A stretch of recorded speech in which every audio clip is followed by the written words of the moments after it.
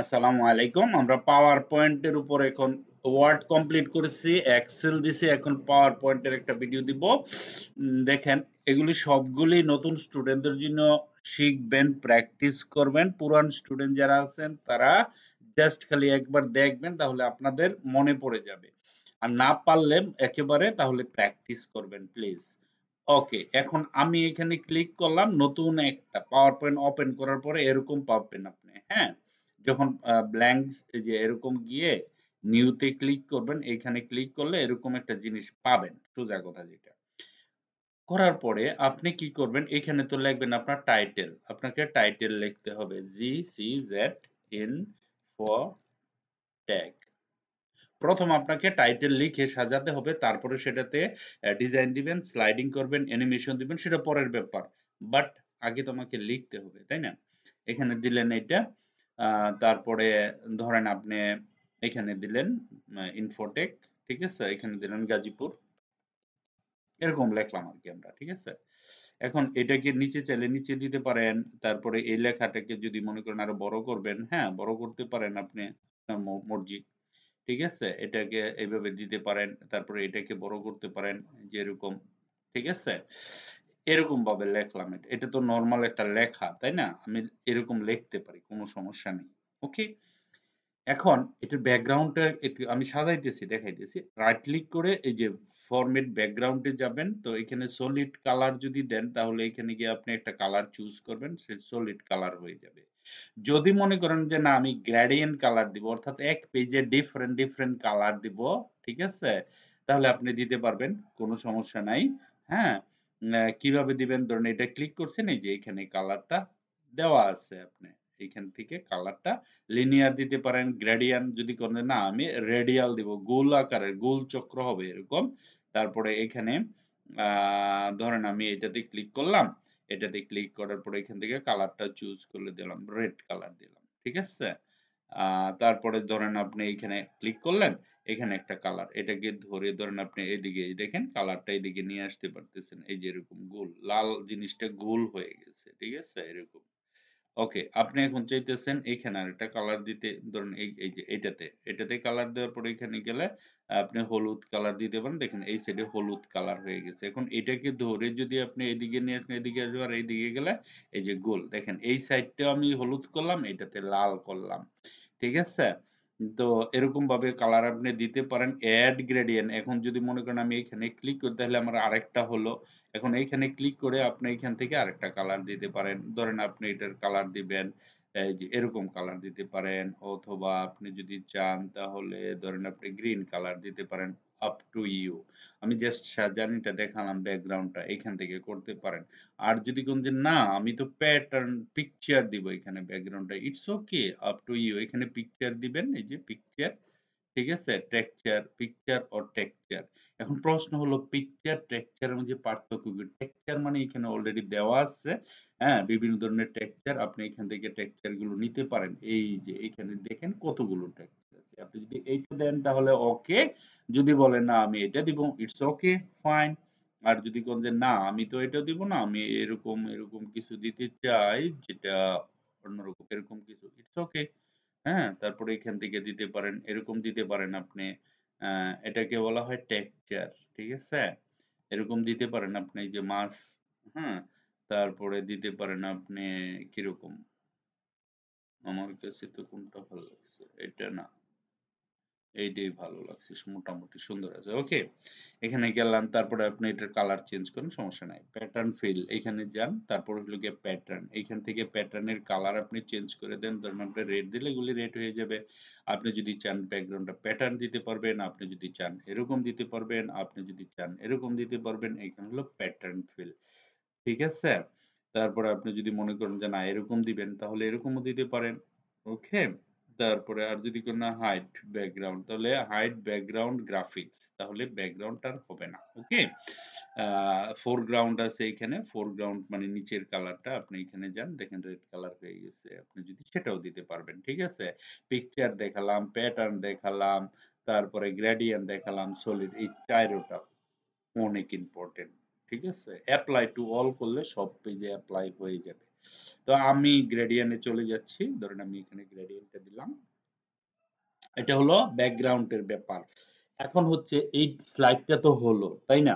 এখন আরেকটা নতুন স্লাইড আপনি নিবেন, ঠিক আছে? নতুন স্লাইড নিবেন, তখন আপনি কি করবেন?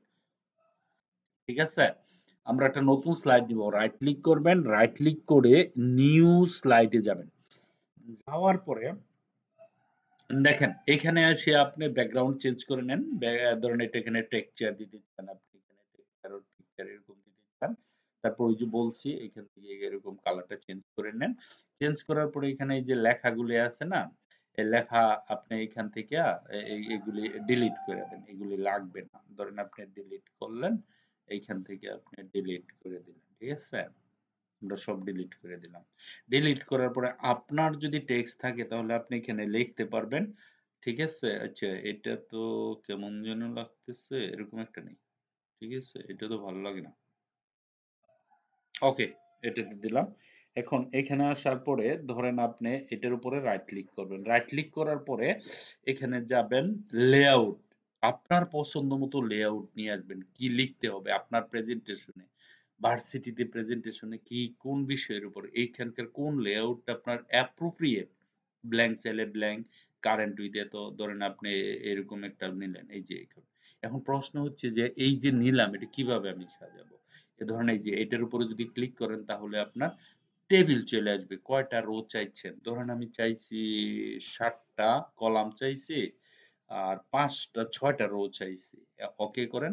ওকে করার সাথে, সাথে আপনার এখানে টেবিল আসবে। ঠিক আছে?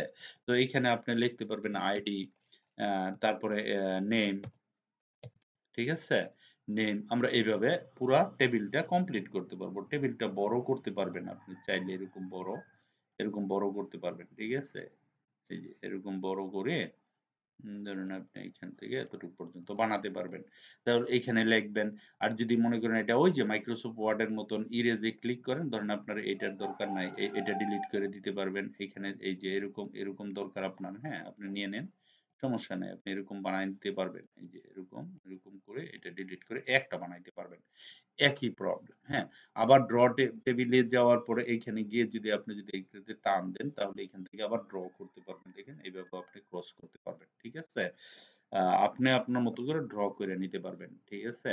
আর চাইলে আপনি ডিজাইন দিতে পারবেন এখান থেকে, এই যে পুরা বিভিন্ন ধরনের ডিজাইন আছে, আপনি এখান থেকে ডিজাইনও দিতে পারবেন টেবিলে। ওকে? এখান থেকে ডিজাইন করে নিতে পারবেন আপনার মতো করে। ওকে?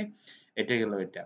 তারপরে হচ্ছে গিয়ে আপনি যদি মনে করেন এখানে টাইটেল, এখানে আবার ক্লিক করেন। এখানে ক্লিক করার পরে ধরেন আমরা কোথায় গেলাম? এটাতে ক্লিক করেন। ক্লিক করে আমরা এখানে চলে আসলাম।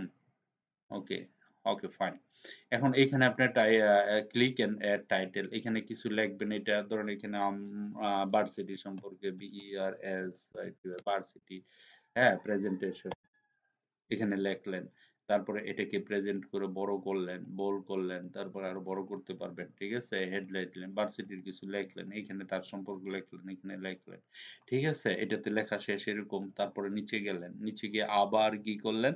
একটা নিউ পেজ নিলেন, ধরেন নিউ স্লাইড নিলেন। নিউ স্লাইড নিলে অটোমেটিক্যালি এরকম এই জিনিসটা আসবে। এখন আপনি একটা গ্রাফ নিবেন, ধরেন আপনি একটা পাই চার্ট নিলেন। পাই চার্ট নিয়ে এখানে ক্লিক করবেন, ওকে করবেন। নেওয়ার সাথে সাথে আপনার এক্সেল সহ এটা চলে আসবে। ব্যাকগ্রাউন্ডটা দেখাচ্ছি না, ব্যাকগ্রাউন্ড আপনারা করে নেবেন, এটা ক্যান্সেল করে দেন। এইখানে এই পাই চার্টটা আপনি মডিফাই করেন। এখানে গিয়ে ধরেন আপনি লিখলেন 10, এন্টার দেন। দেখেন এটা বড় ছোট হচ্ছে। এখানে লিখলেন ধরেন আপনার 7, এন্টার দেন। দেখেন এটা বড় হয়ে গেছে আবার। অর্থাৎ আপনার বিজনেসের কোয়ালিটি, বিজনেসের উন্নতি দেখে এখানে আপনি এটাকে এরকম ভাবে বড় ছোট করতে পারেন। তাহলে আমি এটাতে দিলাম গ্রাফস এর কথা। ঠিক আছে? তারপর এটা বন্ধ করে দেন। ওকে? বন্ধ করে সরি। ওকে, এখন আপনি আমরা এটা বন্ধ করে দিলাম। ওকে? তো এইখানে টাইটেল তো লিখবেন কিভাবে, তারপরে ব্যাকগ্রাউন্ড কিভাবে আনতে হয় সেটা তো দেখাইলাম, তাই না? এইভাবে আমি যেভাবে দেখাইছি তারপর আবার যান, আবার গিয়ে আরেকটা নতুন স্লাইড নেন অথবা লেআউট চুজ করেন, আপ টু ইউ। এখানে যাবেন, যাওয়ার পরে এখন আপনি মনে করেন এই যে এটা হচ্ছে ইনসার্ট স্মার্ট আর্ট। এখন আপনার স্মার্ট আর্ট তো আমরা মাইক্রোসফট ওয়ার্ডে শিখছি। হায়ারার্কিতে যাবেন, তারপরে এখানে যাবেন, এখানে যাওয়ার পরে আপনার এই যে মাইক্রোসফট এখানে লিখলেন সিইউ, এগুলো আমি শিখাইছি। ঠিক আছে? সিইউ তারপর লেখেন এমডি, তারপরে এখানে লিখবেন এজিএম, হুম, ধরেন এজিএম, এখানে লিখবেন ডিজিএম, ইত্যাদি ইত্যাদি আর কি। হ্যাঁ, এখানে লিখলেন পিএম, তারপরে এখানে লিখলেন টিএম। ওকে, এখন আরো যদি বানাইতে মনে চায় আপনার এখানে ক্লিক করবেন, এইখানে ক্লিক করে এই যে আফটার বিলো তার নিচে আরেকটা হলো, এগুলো ওয়ার্ডে দেখানো হয়েছে। যারা পুরান স্টুডেন্ট, যারা নতুন তারা এগুলো অবশ্যই অবশ্যই প্র্যাকটিস করবেন। তাহলে মনে করেন আপনার এই ধরনের একটা হয়ে গেল, তারপর আবার এখানে যাবেন, আবার আরেকটা নতুন স্লাইড নিবেন, ঠিক আছে? নেওয়ার পরে এখান থেকে আবার ধরেন আপনি এখানে যান পিকচার এড করবেন, এখানে যাওয়ার পরে এখান থেকে ধরেন একটা আমরা পিকচার নিয়ে গেলাম, এখানে ক্লিক করলাম, ক্লিক করার পরে এখানে একটা পিকচার আসলো, পিকচার আসার পর পিকচার হতেই পারে আপনার, হ্যাঁ, বিভিন্ন জায়গায় বিভিন্ন ভার্সিটিতে বিভিন্ন ধরনের অনুষ্ঠানের মধ্যে আপনি পিকচার নিয়ে আসলেন, এখানে ফিক্স করলেন। এগুলিতে অ্যানিমেশন কিন্তু পরে দিব আরো সুন্দর করে, আগে আমাকে প্রেজেন্টেশন বানাতে হবে, টাইটেল দিবেন, লিখবেন এখানে, ঠিক আছে? না অনেকে কনফিউশন হয় যে কিভাবে বানাবো, ২টা ৩টা পেজ বানায় তারপরে হা করে বসে থাকে, পারে না। তাদের জন্য বলতেছি যে এই জিনিসগুলি যারা ক্লাসে প্র্যাকটিস করেন একটা একটা করে বানাবেন। এখন এইখানে আপনি শেপের হেল্প নিতে পারেন, এখান থেকে অনেক কিছু দিতে পারেন, হ্যাঁ? যেমন এই যে এরকম রাউন্ড নেওয়ার পরে এরকম আপনি যদি কিছু লেখেন এটার উপরে লিখতে পারেন। এটাকে আবার যদি মডিফাই করেন তাহলে এই যে কনভার্ট টু স্মার্ট না ইফেক্ট দাঁড়ান, আমি এই যে শেপ ইফেক্টে যাবেন, প্রেজেন্টে যাবেন, এখানে ক্লিক করেন, দেখেন এটার আমরা ডিজাইন করে ফেলছি। এইভাবে ওয়ার্ডে এগুলো সব জানা আমরা পড়ে আসছি, ঠিক আছে? তো ওই জিনিসগুলি করে সুন্দর একটা প্রেজেন্টেশন আমাকে দিবেন। এটা আপনাদের ক্লাস আজকে, ঠিক আছে? যারা পুরান স্টুডেন্ট সবাই এগুলি প্র্যাকটিস করবেন এইভাবে, হ্যাঁ?